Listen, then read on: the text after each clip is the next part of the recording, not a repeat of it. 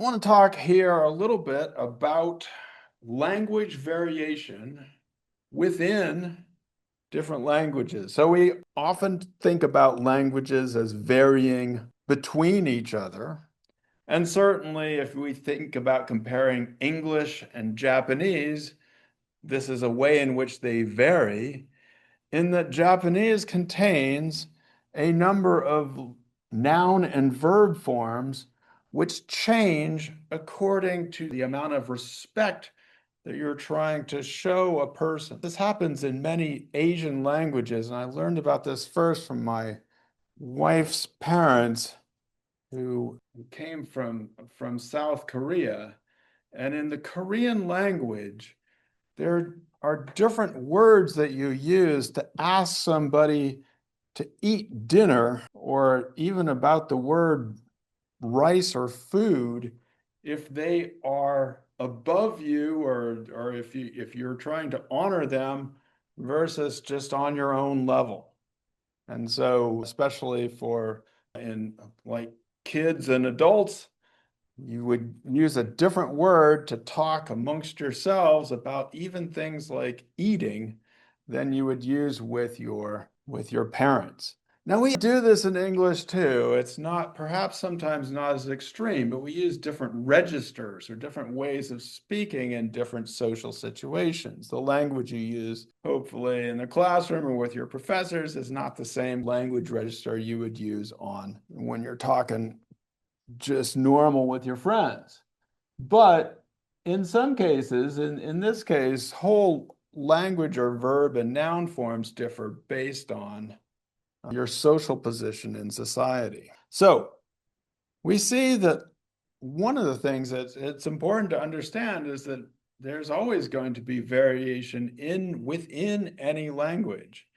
And this applies to within different societies or cultures. When we talk about trying to standardize language and get people to speak correctly and use propositional statements and learn what nouns and verbs are, oftentimes that is a power relationship within a society in which certain groups of people are trying to standardize or impose one system of language upon others, trying to make sure that they're doing things the way they want to do it. Your textbook gives you an example of signed languages in a colonial context in which people had developed their own signed languages, but others were trying to import a different language and stamp out what was going on there.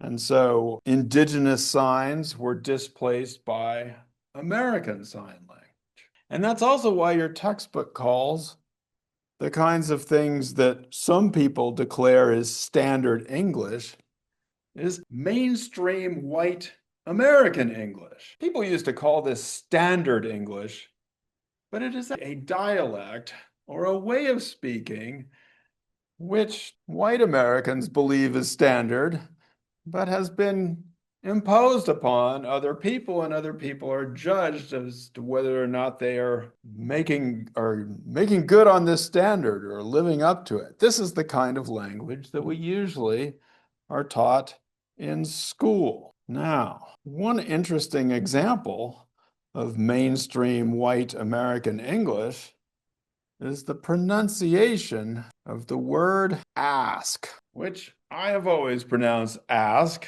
and I have been taught, or we usually associate in the United States, that other variants, like AKS, are incorrect and are associated with Black varieties of English in the United States.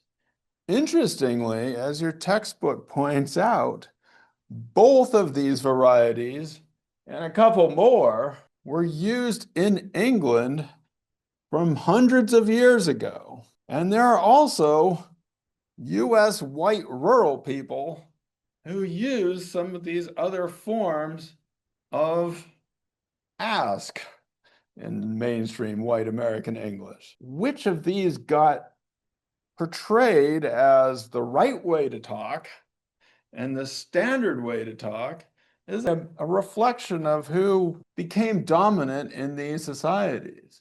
And if you look back at the original English and different ways of talking among the English, I don't even know if they called themselves English back then, they were doing all kinds of different things with these.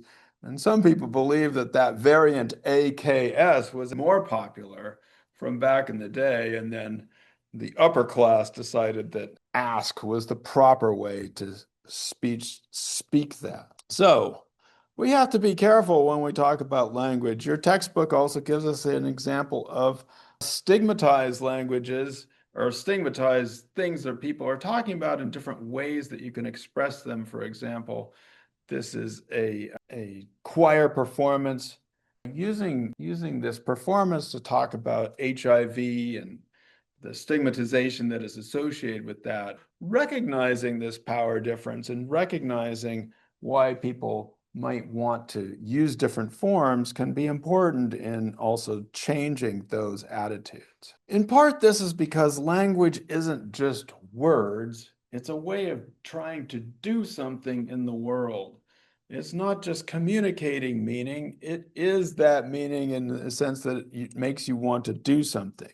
And this comes to us from a people who study something called speech act theory, which is the idea that words are not just information, they are meant to produce some feeling or action in the people involved. So if I go back to my house is on fire statement, if I just say it like that, then I'm just passing on information and you're chilling out looking at the house on fire. But if I yell the house is on fire, then I'm trying to produce an action. I'm trying to make you run or I'm trying to make you do something. So the same words, the same symbols can be interpreted in very different ways. And often we have to pay attention to the actions or the things that people are trying to do with these. One of the actions that is produced, or one of the things that words can do, is to constrain people's behavior. Something like gossip is used in many societies to tell people about things, talk to other people. People love to gossip, but it's also used to enforce different standards or social norms. Those of you who grew up in small towns might know that everybody seems to know each other and they're always talking to each other.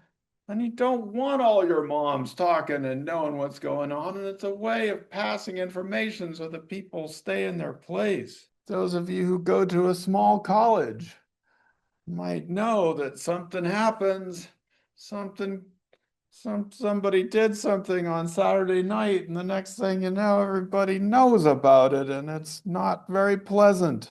So gossip is a way of passing on information, but it also can be a way of trying to keep people in their place or making sure people are doing things the right way. Near the end of this section, they talk about language not just a way of communication, but a way of social action. And I want to read you a passage, this is from page 210, of some of the kinds of language use that was done in Hungary in order to affect a political change among the population. And you can tell me if this sounds familiar from our own society, because many politicians have drawn upon the Hungarian example in order to try and do things in our own country. The political party in Hungary challenged the ruling party on immigration policies. In political writings,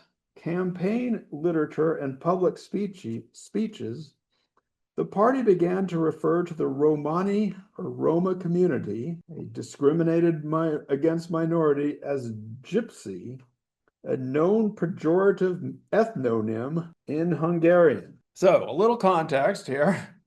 Some of that might be a little too indexical. The Roma community, the Romani, are what people have referred to in our own society and in Europe as gypsies. However, gypsy is a pejorative. That is to say, it's an insult to the Roma community. But in Hungary, they started using this term again, even though they weren't supposed to. They also began to use the terms gypsy criminals and gypsy crime. In this way, the party's discourse about criminals served effectively to turn them into criminals in the perceptions of many Hungarians, and so bolstered public support for their own policies. And so many people, many political leaders in this country have modeled their own behavior and their own politics on what certain people in Hungary were able to do, and to label certain people as criminals or illegals, and thus to shape people's attitudes towards other people in their community. Language is not just about communicating information. It is also a way of trying to do something in the world. So whenever somebody is telling you something, even when you're looking at a news report and you see something that's happening, you have to ask, well, what are they trying to communicate? What are they trying to tell me I should feel about this? And just be mindful of it, because people tell you they are doing something in order to do something else. What is it that you are being asked to do? Who is it that you're being asked to sacrifice yourself for, hurt somebody for? What is the purpose behind that?